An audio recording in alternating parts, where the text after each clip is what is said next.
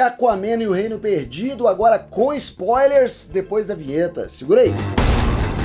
Olá, sociedade de consumo pop, estamos de volta, esse é mais uma coisa no canal Quatro Coisas, sou o Pablo Peixoto, youtuber que mais trabalha no Brasil. Bora falar de Aquaman agora com spoilers. Então eu vou evitar a introdução de como chegamos nesse ponto, de todos os problemas que essa produção passando na mão de várias pessoas, de várias gestões, e a quantidade de adiamentos, 4 anos de espera. Vamos pular essa parte e ir direto para a história, para poder entrar nos spoilers logo de uma vez. Beleza, então como passou muito tempo, e muita coisa pode ter acontecido nesses 4 anos, começa com o Aquaman dizendo onde ele esteve, o que ele andou fazendo. E ele está dividido entre o papel de pai, depois que o filho dele nasce, e o papel de rei, que ele odeia, aquele tédio, naquelas reuniões sem fim, de ser um monarca, de a diplomacia entre os oceanos e tal. E aí ele tá naquela de dividir, mas ele tá mandando bem, assim, ele tá lá sofrendo mais como monarca do que como pai. Como pai ele meio que se encontrou, ele encontrou a sua gentileza sendo pai. Ele tá morando lá com o pai dele, aí Mera entra e sai, a mãe dele entra e sai, e fica aquela doideira lá no farol. E aí acontece dos reinos estarem preocupados, porque agora entra uma mensagem ecológica. O aquecimento global está mexendo com o clima da Terra, coisa que nós estamos vendo acontecer também na nossa realidade. E aí, ao investigar, percebe-se que a Arraia Negra está de volta e o Arraia Negra está roubando um combustível que é uma espécie de espelho do petróleo, que é do combustível fóssil, que é extremamente poluente, que foi usado no início do desenvolvimento de Atlantis, mas foi depois descartado por ser extremamente poluente, estar envenenando o oceano. E o Arraia Negra está pegando aquele combustível, a princípio, para colocar a máquina de guerra que ele descobre numa antiga ruína subaquática, aquela máquina de guerra em funcionamento.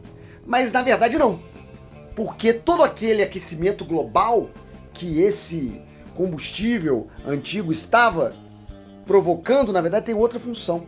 O derretimento das calotas polares para a libertação de um antigo rei, agora transformado em monstro, que está hibernando nas calotas polares.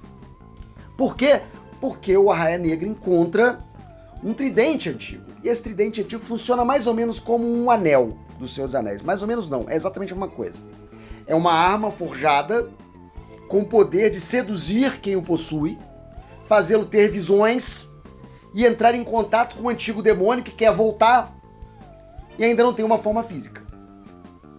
E aí o Arraia Negra meio que fica possuído pelo um anel, quer dizer, pelo tridente sombrio, e continua seu plano maligno de destruir o mundo para poder libertar o Sauron, que é irmão do patriarca lá de Atlântida, do rei Atlan, e que brigou com ele numa coisa bem tolkieniana. Aliás, o Tolkien está em todo lugar, né? Inclusive vários elementos visuais da arquitetura das cidades submersas, abandonadas, lembram bastante algo do Senhor dos Anéis, os Portões Negros, aquela história toda. Mas enfim, aí o Aquaman começa a corrida de encontrar o Arraia Negra a tempo. E ele só consegue encontrar a Arraia Negra se ele encontrar o irmão dele antes. E o irmão dele tá preso, desde o primeiro filme. E aí ele começa aquela jornada, não só para libertar o irmão dele, mas reconciliar com o irmão dele. Aí termina o primeiro ato, que é basicamente isso, colocar a história em ritmo, apresentar o vilão, apresentar o dilema, apresentar os protagonistas. Segundo ato é praticamente só de Aquaman e de Orm tentando se reconciliar, e vem alguns comentários, ao meu ver, os mais criativos desse filme, que é justamente a adaptação do Orm ao mundo da superfície. Isso eu achei bem legal. A história dele não conhecer as comidas, a história dele não saber correr, dele correr igual o Naruto. Aquilo eu achei engraçado, realmente. Eu acho que foi a única parte do filme que realmente eu falei, pô, isso aí foi uma decisão criativa. E isso funcionou pra mim. Pode muita gente ter achado idiota. Foi nesse ponto que eu comecei a pensar, será que eu tô achando engraçado ou será que eu tô achando idiota? Enfim, E aí vem o terceiro ato, que, enfrentando o Arraia Negra, o Aquaman recupera o tridente, destrói o tridente sombrio e consegue impedir que o Sauron saia da sua prisão de gelo e tome o mundo. Beleza. Aí no finalzinho, final mesmo, o povo de Atlantis se revela à humanidade, uma estética meio Pantera Negra. O Aquaman fala de construir pontes e tal, e de colaborar com o mundo da superfície, repetindo praticamente o final de Pantera Negra. Depois vem o pós-crédito, que eu quero falar em outro vídeo. Mas, voltando ao filme, o bebê Aquaman não morre, né, coisa que eu já estava desconfiando que não iam nesse nível de agressividade, apesar de que a mão do James Wan pro horror tá bem lá, tá bem clara, nos movimentos de câmera, nas situações de tensão, nos sustos, nos monstros, tá tudo lá. O James Wan é um cara que sabe dirigir filmes de horror, ele traz esse elemento para o Aquaman que funcionou muito bem no primeiro filme, e nesse eu acho que também funciona. Como eu disse no meu vídeo sem spoilers, eu acho que Aquaman funciona bem como um filme único, funciona bem como um filme independente do DCEU. Quando você imagina Aquaman dentro do universo DCEU e dentro do universo de filmes de quadrinhos, você começa a ver problemas nesse filme. Como eu disse, ele rouba vários elementos de outras histórias, ele pega tudo que deu certo nos últimos 20, 30 anos no cinema de fantasia e aventura, junta tudo ali, tentando não errar, fazendo tudo certinho, não ousa muito, mistura muitos elementos, o filme é longo, o filme tem mais de 2 horas. Ele mistura todos aqueles elementos ali que deveriam funcionar em teoria, mas na prática parecem coisas recalchutadas, parecem coisas reaproveitadas, requentadas para tentar emular um sucesso num ambiente que não é mais tão favorável a esse tipo de produção. Então, o Aquaman, talvez por todos os seus adiamentos, é um filme datado. É um filme datado, é um filme que parece antigo, como o Adão Negro parece antigo, como o Shazam parece antigo. Esses últimos filmes DCEU, eles foram feitos mirando 10 anos atrás. E por isso que eles não funcionam, eles não inovam, eles não trazem novidades pro gênero. Não que a Marvel esteja saindo melhor nisso, não está. E isso pode ser parte de todo esse problema. Então eu achei que o Aquaman, ele funciona independentemente, eu acho que é um filme divertido, um filme agradável, você senta ali e assiste, mas obviamente não pode ter conexões com o resto do DCEU, porque é o último filme do DCEU.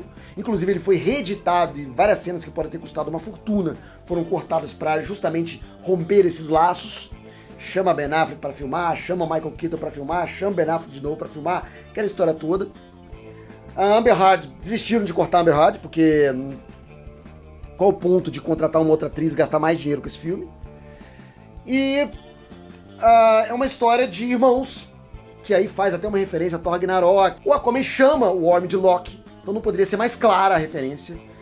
É uma história de 2 irmãos se reconciliando, do vilão e o herói trabalhando juntos, mas também tem outros elementos familiares envolvidos. Mãe e filho, pai e filho, as conversas do Aquaman com o pai dele são também bastante úteis para construir essa história. A coisa funciona também nesse direcionamento. Um filme para família, sobre famílias. Tem toda a metáfora ambiental, é bastante inofensivo. Não acho que é o pior da leva. Os efeitos especiais talvez estejam um pouco exagerados demais, mas também é um filme que se passa quase todo embaixo d'água e efeitos especiais, né, são inevitáveis nesse caso. Tá aí, Aquaman 2, Aquaman no Reino Perdido, último filme DCU, que, claro, não deixa nenhuma porta aberta para o futuro, poderia ser um filme completamente independente, e depois eu vou falar de pós-crédito e vou falar de The Flash, porque o Aquaman está no pós-crédito The Flash. Por que aquele pós-crédito existiu? É uma pergunta que eu me faço, que eu vou tentar responder no próximo vídeo para vocês. Muito obrigado por assistir, daqui a pouco eu tô de volta com mais assunto da cultura pop, depois da vinheta vão aparecer opções do canal para você clicar e ficar mais um pouquinho comigo. Até mais, até breve, até já. Tchau.